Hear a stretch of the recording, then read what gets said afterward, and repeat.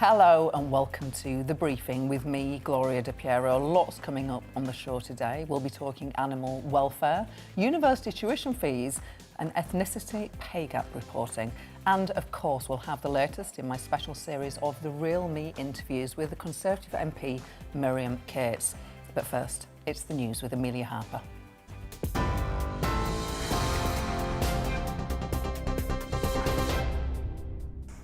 I'm Amelia Harper. This is your news at 12 o'clock. The average UK petrol price has reached an all-time high at 142.94 pence a litre. On Sunday, prices beat records set in April 2012 by 0.46 pence. Meanwhile, diesel prices reached 146.5 pence a litre.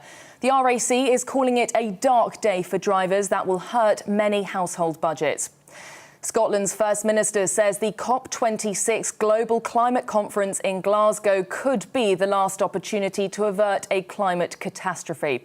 Nicola Sturgeon says Scotland's in a unique position to act as a bridge between gaps in conversation between world leaders. She says global pledges must be backed by credible actions, as so-called face-saving slogans are not enough. We'll work to ensure that leaders of my generation understand that failure to act now would be a betrayal of young people right around the world. There is a lot at stake in our city over the next 3 weeks. There is no doubt about that. This may well be the world's best, but also possibly its last opportunity to avert climate catastrophe. Meanwhile, for England, £5.9 billion will be made available in the upcoming budget to help tackle NHS backlogs. On Wednesday, the Chancellor is set to announce that £2.3 billion of that will be used to fund community diagnostic centres. They'll be used for tests and scans to try to get waiting lists down. £1.5 billion is also earmarked for increased bed capacity and new surgical hubs.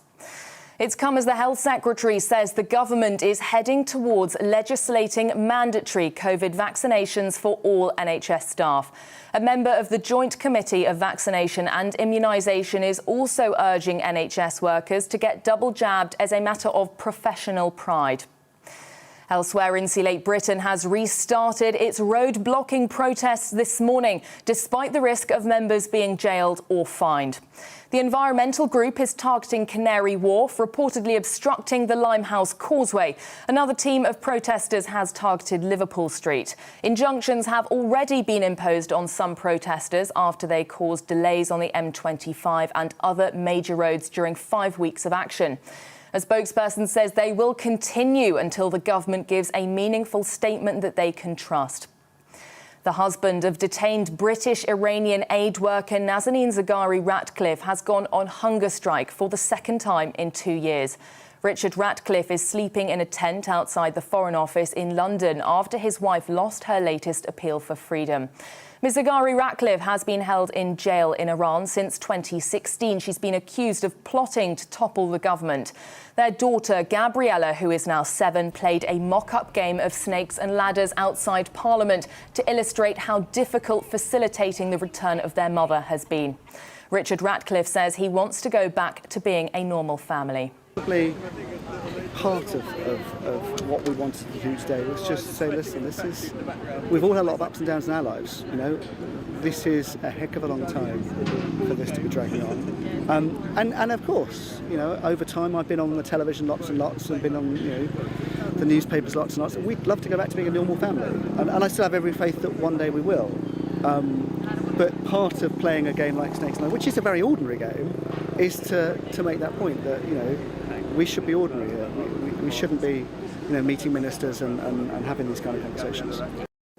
And Friends actor James Michael Tyler has died aged 59 after being diagnosed with prostate cancer. The actor, who's best known for playing coffee shop manager Gunther, revealed in June that the disease had spread to his bones. The actor's representative says he died at his home in Los Angeles. In this archive interview, he said he never knew how big the show was going to be. Kept my job at the actual coffee shop that I was working at as a real barista in real life the first 4 years that Friends ran. I would shoot maybe 2 or 3 days a week on Friends, and then I kept my shifts at the real coffee shop. So I go in there, and people would walk in and do a double or triple or quadruple take, and often say, "Gunther, wait, what are you doing here?" I'm like, "What would you like? You know, please, can we hurry this thing up? You know, a latte, cappuccino," but it would blow people's minds. That's all of your news for now. I'll have more in half an hour. Now back to the briefing with Gloria de Piero.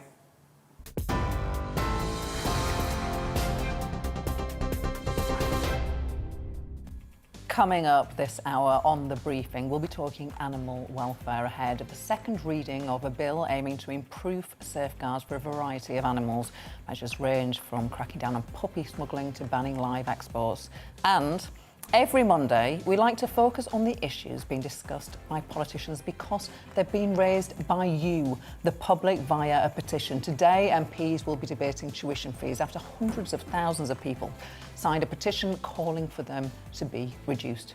So is it time to slash university fees?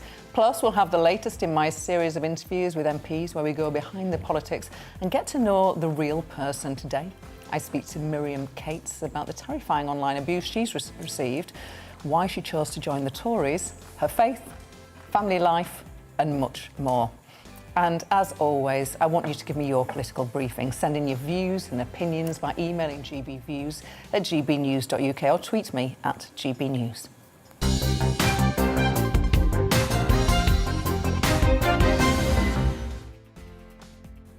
Now, we're said to be a nation of animal lovers, though many animals are still poorly treated in the UK. Now, an animal welfare bill aims to help kept animals. Measures range from cracking down on puppy smuggling to banning live exports. Well, to tell us more, I'm delighted to be joined by Henry Smith, member of the All-Party Parliamentary Group for Animal Welfare and Conservative MP for Crawley. Henry, nice to see you. Thank you for your time today.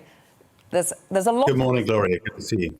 There's a lot in this bill, so we'll canter through some of the issues, if that's OK with you. So under the proposed changes, this is one close to your heart, dog walkers will face criminal prosecution if their dog chases any livestock to the point of causing harm. And will also be prosecuted if their dog is off their lead or out of control in a field of sheep, poultry or enclosed game birds. How will that be enforced? Well, animal worrying, which is the term used for when dogs do go off a lead and often maul sheep or other animals that are in an agricultural setting, it is something that causes a great deal of distress to obviously those animals, but also is a big economic impact on the farmer as well. So it's important, I think, that the law is updated to reflect that. And, you know, I hope that most people will be responsible when they're out in the countryside walking their dogs, and if they know that their dogs have a tendency to perhaps chase farm animals or wildlife. But ultimately, if that does happen and people are irresponsible, then they will be, once this is law, be able to be prosecuted in the way that any other offence is prosecuted. So I do think that to bear down on livestock worrying is a very important thing for the welfare of animals in our countryside, but also those farmers who look after them as well. OK, let's look at a different issue. The Conservatives committed to a ban on keeping primates as pets in their 2019 election manifesto. Now, today's bill would require people to obtain a licence to keep a primate in England and make it an offence to be in possession of a primate without a licence. That's a little bit different, isn't it? That is a little bit different, and personally I would like to see the law being more stronger when it comes to keeping of primates. I don't think there's a legitimate reason, unless you are a research zoo institution, for example, to keep primates in a domestic setting. But I think a licensing system is better than what we have right now. So I do think this is a significant improvement. And also, there are other animal welfare pieces of legislation that are coming before Parliament very shortly as well. So I'm hopeful that these areas that perhaps aren't covered by this specific bill, which has its second reading this evening, can be covered by other pieces of proposed legislation that are on the schedule to be considered by Parliament in the coming months. OK, so you'd like a little bit more action on that, and you're hopeful that we might get it in the future. Let me just put another part of the legislation to you. The bill takes steps to curb the practice of puppy smuggling. Labour say they would explore tracking the number of puppies and kittens permitted per vehicle to 3 and increasing the minimum age at which dogs can be imported from 15 weeks to 6 months. Is that something that you'd like to see? I think what we see in the provision of this bill will really help bear down on puppy smuggling. Unfortunately, there will be, I'm sure, some determined criminal elements who will want to try and continue that cruel practice, but this will be a significant deterrent in the bill when it becomes law to stop puppy smuggling, which, creates a huge amount of cruelty and also often leads to people buying pets that are unhealthy and need a lot of vet's bills and attention as a result of that. So it's something that is unfair to responsible dog owners, but at the same time creates a lot of cruelty for many animals as well. So I do think this piece of legislation does address that to the best ability possible. And let's just look at something which is not in the bill, but which many people are concerned about, this scrapping of the slaughtering of animals without being stunned. We're talking halal and kosher meat here. It's not in the bill. There may be an amendment to insert it in the bill, but it's a sensitive issue. In your view, should it be in today's bill? Yes, I think there should be provision in today's bill for that. We have seen other countries in Europe that have introduced protections against non-stun slaughter. The Netherlands, Belgium, France, pretty big countries where that is now law. And in New Zealand, they have a system as well. And New Zealand actually exports meat to countries like Saudi Arabia. So they seem to have a system that works, that doesn't allow non-stun slaughter, but still allows the meat trade to continue. That's not something personally of interest to me. I'm vegetarian, but certainly I think if that was introduced, then that would help end an awful lot of cruelty, and is something that I hope that we can see, if not introduced in this bill as an amendment, in, as I say, the further pieces of legislation that are coming forward. It was reported yesterday that police have recommended increased security measures for MPs who back reforms that could threaten the production of halal and kosher meat. Have you had any guidance? I haven't had any direct guidance in terms of that aspect, but obviously MP security is something that is sadly very much in the forefront at the moment, following the appalling murder of Sir David Amess just over a week ago. So I think it's important that those in a democracy who are charged with representing our constituents and changing the law are conscious of our security. We can't live in a situation where democracy is dictated by the most violent voices. Very clear. Henry Smith, Conservative MP for Crawley, thank you for your time today. It's nice to see you. Now, are today's students getting value for money? Is a degree worth 50 grand or more with no guarantee of a decent job at the end of it, especially when so many universities are clinging on to online learning? Every Monday, politicians discuss issues that have been raised by you, the public. If over 100,000 of you sign a petition, it gets talked about in Parliament. It's democracy in action. Today, it's tuition fees. Over 580,000 people signed a petition asking for university tuition fees to be slashed from current level of £9,250 to just £3,000 a year. Tom Hunt, MP, is a member of the Petitions Committee and will be opening this debate on tuition fees later. I'm delighted that he joins me now in the studio. Tom, massive turnout, massive number of signatures calling on universities to reduce tuition fees. Will politicians listen? Well, I mean, it's a job of a petitions committee. I think there's about 8 or 9 members of Parliament on the petitions committee, and those petitions come to that committee, and then as a committee we schedule those petitions for debate, and we take it in turns to lead each one. I've probably led about 6 or 7 since I've been in the committee. I don't always agree with what the petition's calling for. Sometimes I have, sometimes I haven't. Today, probably I'm sort of sympathetic in some respects, but not in others. I really do feel for the experience that many young people have had at university over the last 20 months or so. Many of them have been denied a normal university experience, and we know that actually going to university is about more than just the academic side. It's about the society, it's the social side. And for most of the time that a lot of university students have been at university in the last 20 months, this has been denied to them. Plus also, you've got in addition to that, some of the lecturers, I don't think, engaging enough with real-time in-person learning, and I think there's some questions to answer there. So I think there's 2 separate issues here. There's like potential partial refund for universities who've been impacted by COVID, but in terms of this broader issue, I've got more mixed feelings on that. Now, the government have already indicated that they're not considering a reduction in maximum fee levels. Because you're a member of the Petitions Committee, you obviously believe in the process. I think it's something to be celebrated, but it does beg one to ask, what's the point in these debates if the government, before it's even started, say, well, we're not going to listen? Well, we live in a representative democracy. We don't live in a direct democracy. So I think it's good to have the system in place. The issue will be thoroughly debated today.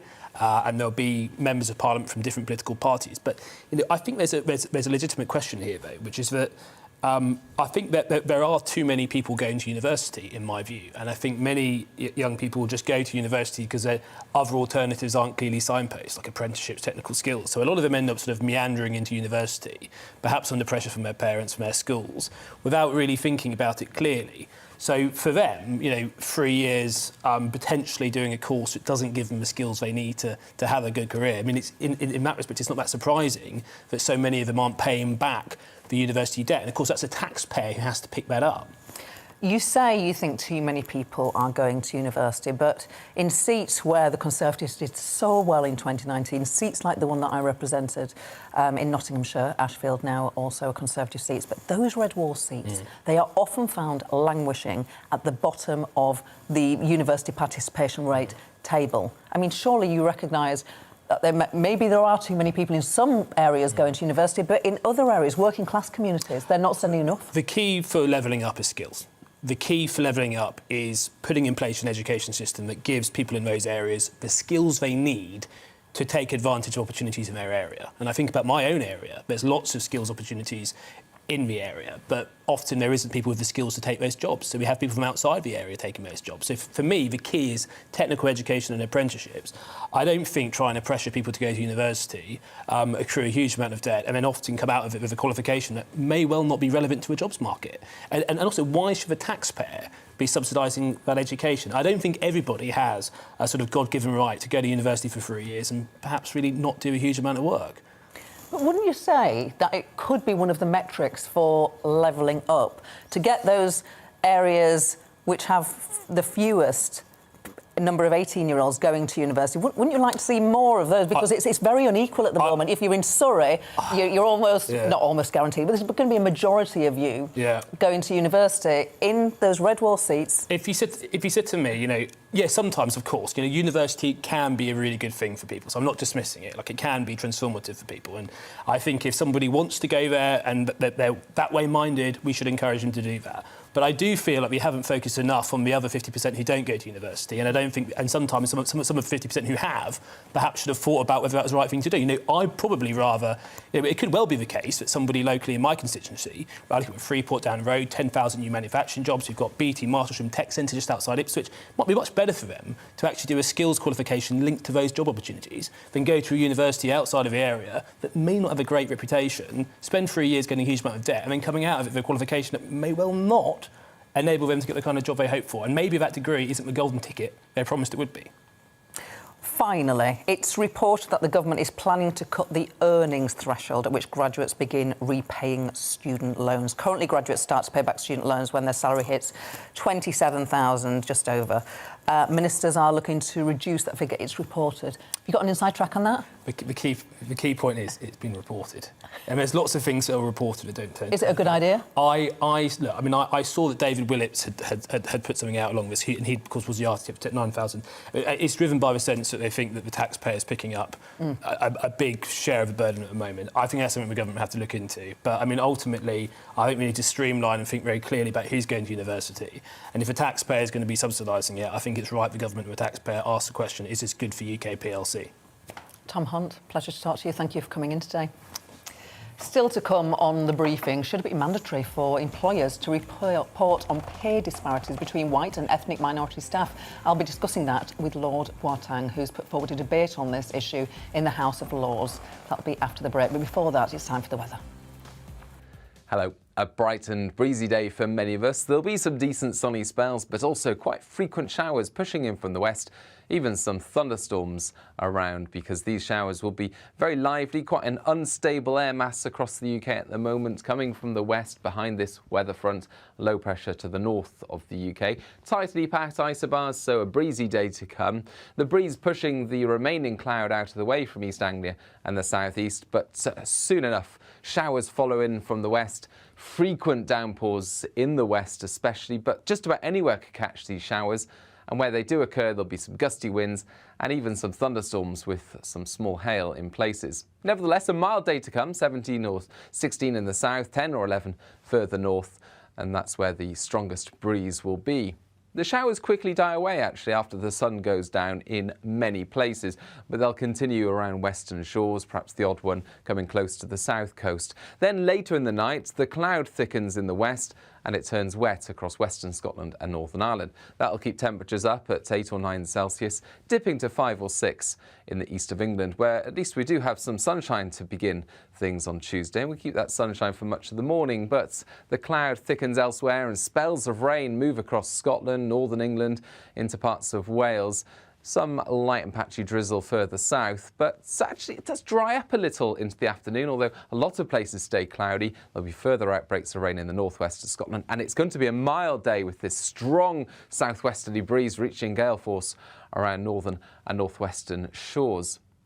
Further spells of rain into the northwest of Scotland on Tuesday night, a lot of cloud elsewhere. And this wet weather sticks around for a time, I think, through Wednesday and into Thursday in the northwest. Increasingly focused, though, on Cumbria around the mid to latter part of this week. And it's going to be mild everywhere.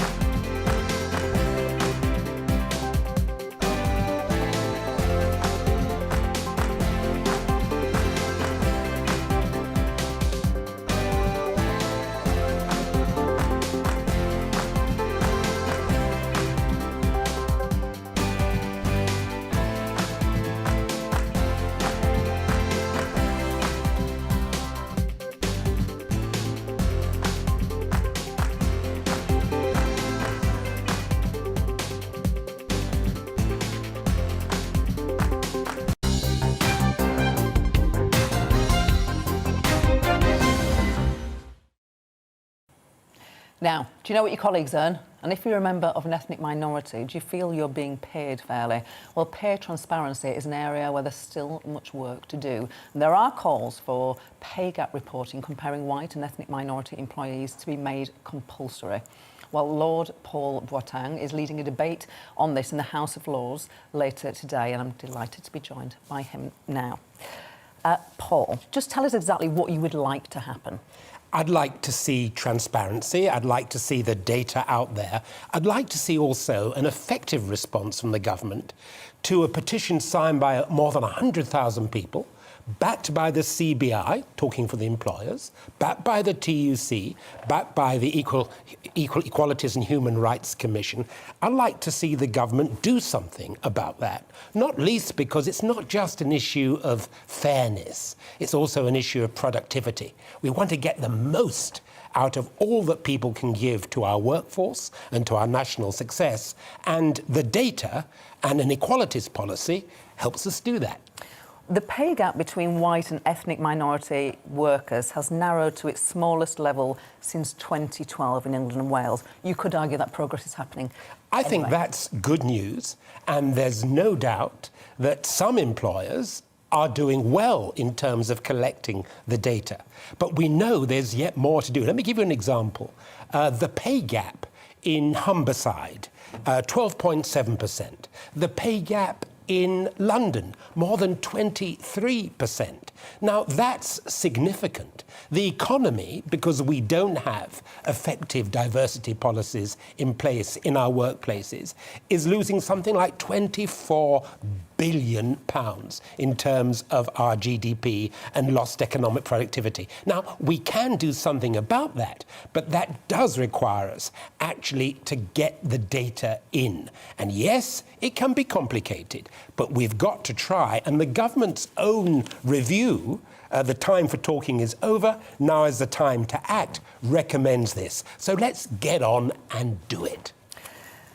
Do you put those figures that you cited about pay disparity, do you think that is because of racism or because people who are not white are not getting promoted, therefore their pay is lower? I think it's a range of things. We have to look at these figures, not on their own, but we've got to look at them in the context of what are we doing to make sure that we're drawing from a broad-based pool of labour? What are we doing to improve training? What are we doing to make sure, yes, Gloria, that there isn't discrimination in terms of progression? All that's part of it. But I believe in evidence-based policy. I don't actually believe that we should proceed on the basis of a hunch. And therefore, the more evidence we get about what the scale of the problem is, but also about what works. Because the good news is some things are working. I mean, let me give you an example. If you take a firm like John Lewis, if you take a firm like Network Rail, they're collecting these figures, addressing the issue within the context of a positive policy, and the figures are getting better. And they're more productive. They're making more money. They're doing more for the British economy. Because all the evidence demonstrates is that if you get the diversity issue right, then you make more money for the shareholders, you're able to employ more people, and as the CBI themselves has said, the business case is unanswerable. So yes, it's fairness, and the British people traditionally have been a fair people, and the business case is unanswerable. In those circumstances, government, let's just get on with it. It's not that straightforward, though, is it? In 2019, those in the Chinese, white Irish, white and Asian and Indian ethnic groups earned higher hourly pay than white British workers. In certain sectors, undoubtedly that's the case. But what the Chartered Institute of Personnel and Development has demonstrated, and this is an organisation, they've been working in the field of HR for more than 100 years. What they have demonstrated is that it is possible to develop and implement a system that addresses the complexities. the trade-offs and gives us a better, fuller picture. Because there's no doubt, and the Office of National Statistics has demonstrated this, that overall the ethnic minorities are paid less and earning less than their white counterparts. It's not fair, it's not productive, something needs to be done about it. But maybe it's not about ethnicity, maybe it's class. Maybe the easier way or a better way to work this out is to have socio-economic pay audits. Maybe that would do what you intend. It's not either or, Gloria. I mean, the reality is that social mobility is an issue. Look, I went to school on a council estate in the late 1960s. The fact of the matter is that in my profession, the law, we've gone backwards in terms of social mobility. It's harder now for a kid, as I was, going to a school on a council estate to become a lawyer. We've got to do something about that. So I'm for measuring all these things. But where we've got an opportunity to measure something, to get the data in, where the British public, in their petition, the CBI and the TUC and the Equal Opportunities Commission are all singing from the same hymn sheet, I expect the government to respond. Well, they had their commission, didn't they, on race and ethnic disparities in March of this year. And they said that this is going to be really difficult to do data-wise. And they raised concerns that 437 out of 650 parliamentary constituencies in the UK are over 90% white. Look, no one pretends these things are easy. But call me old-fashioned. It's not good enough for government to say it's all too difficult, not least when their own review, Race in the Workplace, the McGregor-Smith review, which was led by one of the UK's top business women, when she makes a clear recommendation for legislation, and when she's backed by the CBI, by the TUC, and the Equal Opportunities Commission, but above all, when she's backed by the British public in their petition, then something's got to be done. And, the government needs to heed its own advice. The time for talking is over. Now's the time to act. Lord Paul Boateng, it's been a real pleasure having you in the studio today. Come on GB News again, but thank you. Gloria. Have a good debate. Cheers. Still to come, I'll be talking with Conservative MP Miriam Cates about why she chose to join the Tories, her faith, and the dreadful online abuse which forced her out of her own home. But first, here's the news.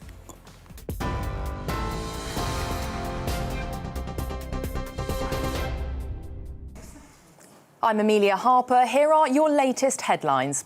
The average UK petrol price has reached an all-time high at 142.94 pence a litre. On Sunday, prices beat records set back in April 2012 by 0.46 pence. Meanwhile, diesel prices reached 146.5 pence a litre. The RAC is calling it a dark day for drivers that will hurt many household budgets. Elsewhere, 52 people have been arrested after Insulate Britain brought London's financial district to a standstill today. Protesters disrupted rush-hour traffic in the City of London and around Canary Wharf. Injunctions have already been imposed on some protesters after they caused delays on the M25 and other major roads during 5 weeks of action. A spokesperson says they will continue until the government gives them a meaningful statement they can trust. Scotland's First Minister says the COP26 Global Climate Conference in Glasgow could be the last opportunity to avert a climate catastrophe. Nicola Sturgeon says Scotland is in a unique position to bridge the gaps in conversation between world leaders. She says global pledges must be backed by credible actions, as so-called face-saving slogans are not enough. The Health Secretary, Sajid Javid, says the government is heading towards legislating mandatory COVID vaccines for all NHS staff. A member of the Joint Committee of Vaccination and Immunisation is also urging NHS workers to get double jabbed as a matter of professional pride. The ultra-low emission zone is expanding in London from today, now covering a quarter of the capital. Drivers of older petrol or diesel cars will have to pay £12.50 a day to drive into the zone. The Mayor for London, Sadiq Khan, says the scheme will clean up London's toxic air pollution. You're right up to date. I'll be back with more on today's top stories at the top of the hour.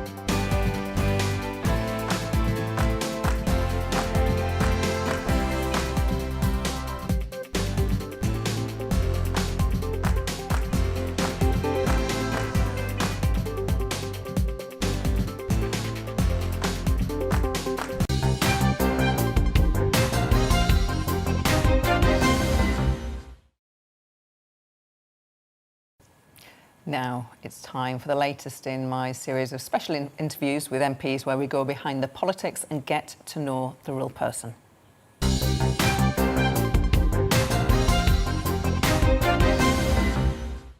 Today I'm joined by Miriam Cates, Conservative MP for Penistone and Stocksbridge, first elected in 2019. We talked online abuse, her faith, her life as a teacher before getting into politics and lots more. I started by asking her when she decided she was a Conservative. I've always been interested in politics from the age of about 11 or 12, but more interested in how Parliament works, democracy, different ideas and policies. I never really decided to join a party or choose one particular party over another. And actually, it was when thinking about wanting to stand for election that I started to think about which party I should join. And that was back in January 2018, so coming up 3 years. And to cut a long story short, I joined the Conservatives to stand in the local elections. So that was when I decided that I was a Conservative and joined the party, so not that long ago.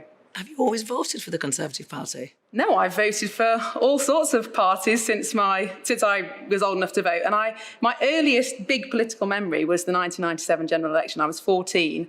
And of course, it was massive in Sheffield. It was known as the Socialist Republic of South Yorkshire, very, very left-wing Labour place. And so that huge landslide Labour victory was an incredible moment. And to be honest, I probably would have voted Labour that election had I been old enough to vote. So yes, I voted for all different parties. But I think, when I looked at which party to join, obviously I had to look at the values of each party, and I think I just didn't know them. And let's be honest, I probably couldn't have told you what each party stood for, probably could have told you their policies or some of the personalities. And I think something I read, I think it was David Cameron wrote in a newspaper article about Conservatives believe that if you give people autonomy and control over their money, their lives, their family, their communities, they generally make good decisions. And that really chimed with me. I really believe that people should have power and say over how their lives are run. And so that's why I joined the Conservatives. It's fascinating. It's fascinating that you weren't absolutely, clear or in the party that was going to be your party that you're going to represent in Parliament till really late on. It's unusual. Maybe it's healthy. Yeah, well, it certainly makes it easier to defend to people why I'm a Conservative, because I suppose I've made that decision as an adult. I'm an adult convert, if you like, so I've had to look into it. But I think it's more about all political parties not being very good at communicating their values. I think we spend a lot of time telling people what our policies are, what we're going to do about X and Y, how much money we're going to spend on a particular issue. But actually what makes us tick, what are our values, what are our driving principles, I don't think we communicate that very well. And had I known that's what the Conservative Party believes, or certainly what a lot of Conservatives believe, I probably would have joined earlier. But I just didn't know until I started exploring it as an adult. So when you say you voted for all sorts of parties, Labour, Liberal Democrat, Green? Yes, all of the above. All of the above. And Conservative. I mean, I've voted tactically, as most people have, a lot. And, for a large part of my adult life, I've been nappy changing, breastfeeding and not sleeping very much. That I probably didn't take as much of an interest as I should have during, that period of my life. So I just wasn't, I didn't know a lot about politics for a large proportion of recent history. But I do now, hopefully, or at least I'm learning. And you got married at 22. Yes. Really young. Well, it didn't seem odd at the time. No, I mean, I, met my husband, fell in love, wanted to get married. And actually, a lot of people in my family have got married young. I had children young, and I love that. They're growing up now. They're all at school. I've got a teenager. And, I don't regret it for a moment. I think it was brilliant. But, everybody's families look differently, don't they? But that was the opportunity for me, and it's worked out well.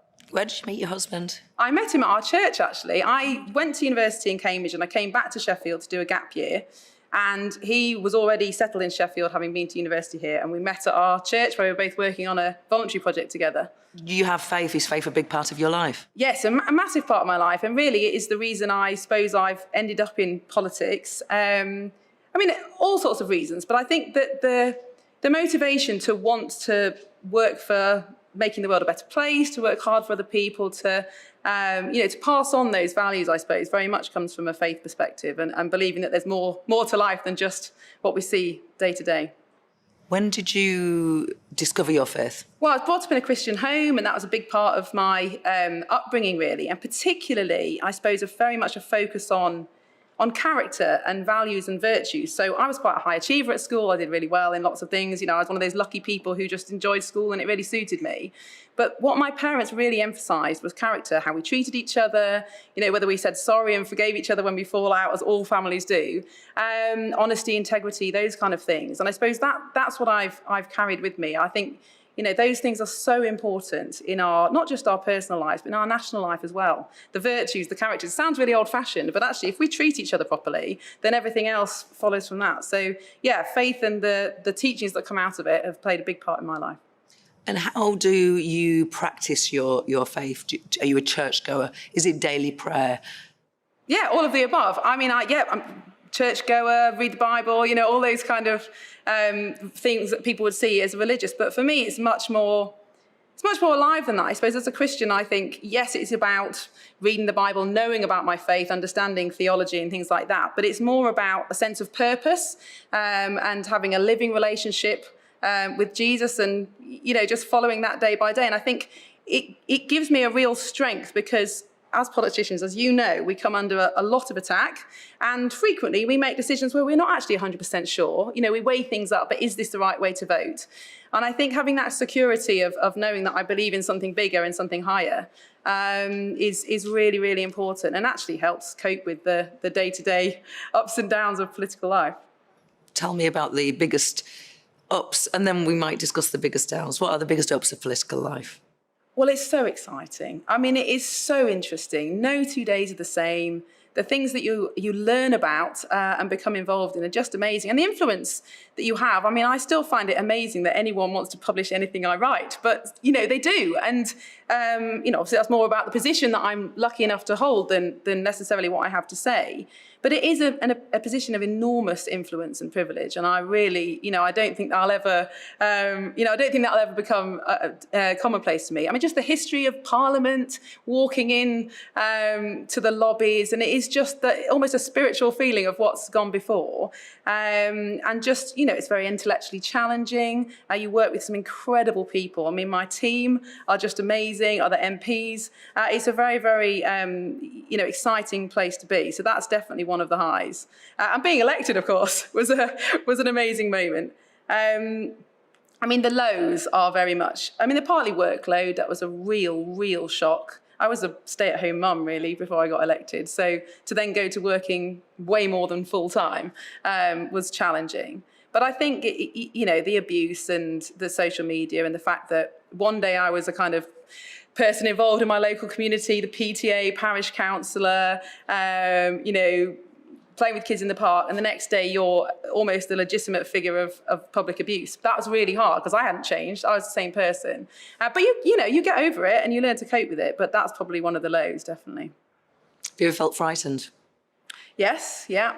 You know, I've had nowhere near the issues that some of my colleagues have. I mean, some of my colleagues have got harrowing stories, really have, and I haven't had anything that bad. But you know, I had an experience where somebody was trying to incite Twitter users to share my address online. I had to move family out of my family home while the police got involved. I mean, yeah, it's, you know, you learn to live with it, but you do feel exposed. And I think the other thing is that you're not ready for when you stand for election is that you're going to put your face on 40,000 leaflets and deliver them around the constituency.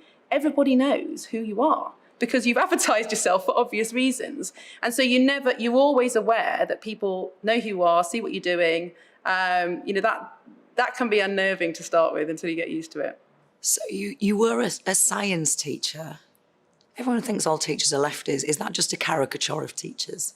Well, I wouldn't want to cast aspersions on my former colleagues, but I mean, I think certainly if you look at the polling data, teachers vote for more left-wing parties. I think it's difficult. I mean, when I was a teacher, Michael Gove's reforms were going through, and they weren't popular at the time. You know, we know that, although personally I think they were very important reforms.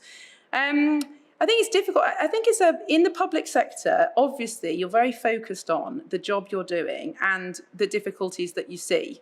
And I think having then experienced the private sector, because my husband runs a business and I've been a little bit involved in that, and you see the risks that people in the private sector have to take in order to create the profit that then pays the taxes to fund the economy, you get a very different perspective. And I actually think we'd have a lot more political balance if people had to work in both sectors and appreciate both. But yeah, I mean, there are a lot of left-wing teachers, but they're not all left-wing. I think I've got 3 or 4 colleagues, Conservative colleagues, who were teachers, so on our benches. So maybe we're making progress. And you said that you were a stay-at-home mum largely before you entered Parliament. So just talk me through the years of when you were a stay-at-home mum. Although I really enjoyed the job, teaching is so inflexible. You can't have the morning off to take your child to school for their first day at school, or if a child is ill, it's really, it's really challenging. And it just felt the right time to step back while the kids were young and focus on them. And I was intending to go back to teaching when our youngest started school, but political opportunity came along and I didn't. So that's kind of how it all fitted together. So I probably would have gone back to teaching had I not come into politics. So you're married, you have 3 children. Do you try and keep your personal life and political life separate, or does your family life teach you what you should be doing in politics? Yeah, that's a really good question. And certainly my experience of family and community has a massive impact on what I'm involved in politics, because I think that if you've lived a relatively normal life of taking your kids to school every day, having to get a doctor's appointment, volunteering for the school disco, those kind of things, you have a real understanding of how the vast majority of families in this country live. And I think that's so important in Parliament to put that perspective. So I've been involved in Andrea Leadsom's early years review, looking at how we can give children the best start in life in that first 2 years. And I've got personal recent experience of health visitors and midwives and community groups and those kind of things. And I think that is, of course we need people from all walks of life, but I think that is really valuable to have mums of school-aged children in Parliament. So yes, I do use my family experience. Do I try and keep it separate? Yes, I try and keep my children away from anything where they might be identified or come into risk, obviously. But I do try and protect family time. I mean, it's hard because sometimes it's a 24/7 job, isn't it? And sometimes things happen that you have to be involved in. But yeah, I do try and separate the two. And my children aren't that interested in what I do yet, so that's fairly easy at home. Must have seen you on the telly. Yes, but they now see that as normal. That's what's so strange, especially my youngest. It's quite a big part of his life now. And my daughter was showing me that she had a grammar exercise, and she had to put in I don't know my grammar, a noun, writes a newspaper article, and she just put my mum instead of a journalist. It was just really bizarre, but it's just, it's quite normal for them now. They're okay with it, I think. You recently wrote an article in the Telegraph. And here's an extract from that. It was about women and feminism. If we erode the very concept of women, for example, by saying that trans women are women, or by denying the importance of biological sex, we erase the rights of women. I tell you what struck me about that paragraph. I was struck. Tell me why you put, by saying that trans women are women, in the same sentences, or by denying the importance of biological sex. Aren't they quite different? Is it possible to believe in one, but to believe in the other two?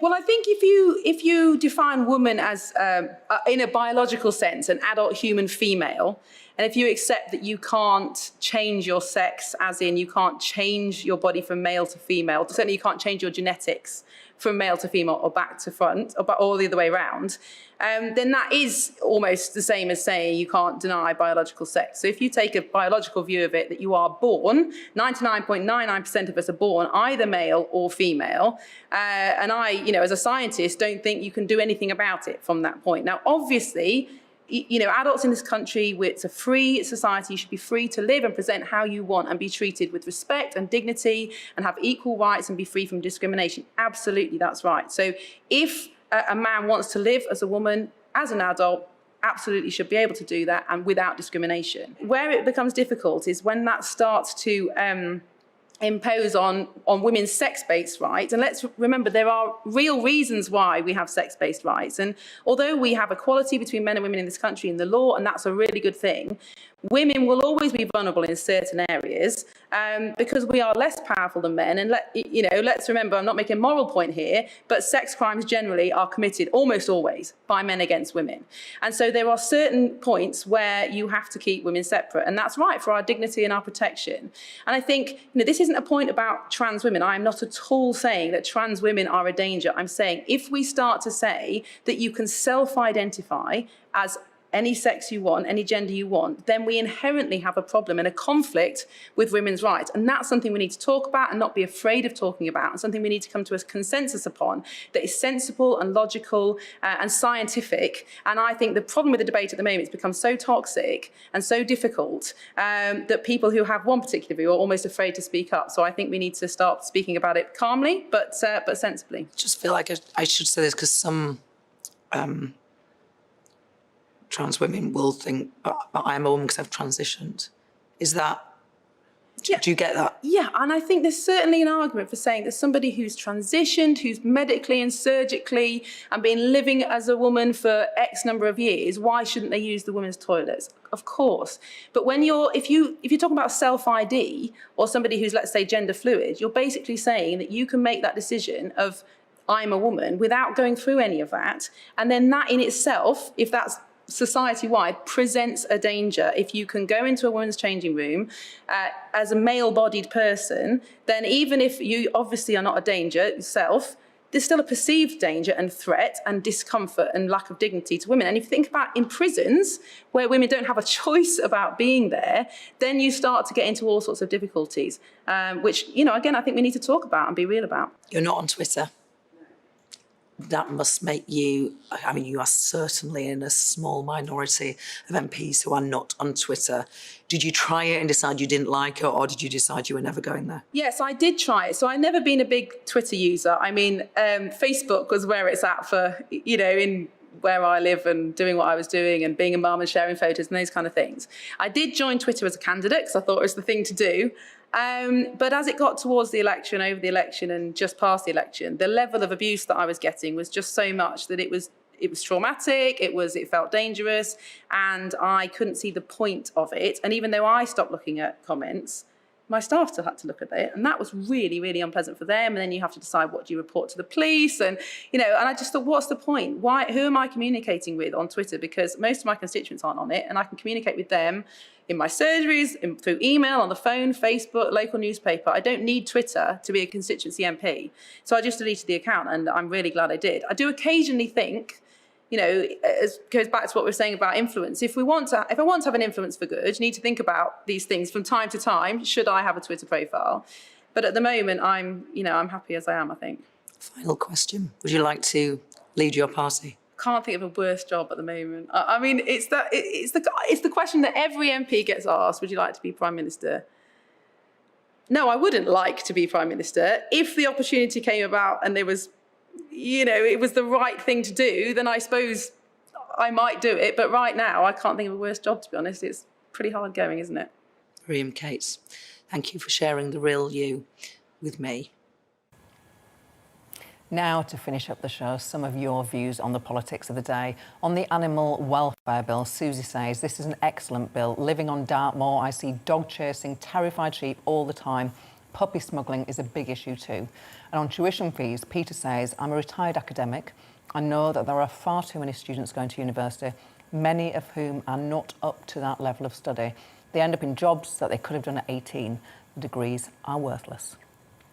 You've been watching The Briefing with me, Gloria de Piero. Hope you can join me again tomorrow at noon. Up next, it's On the Money with Liam Halligan, and then Liam and I will be together between 2 and 3. But for now, I'll leave you with your weather forecast. Thank you.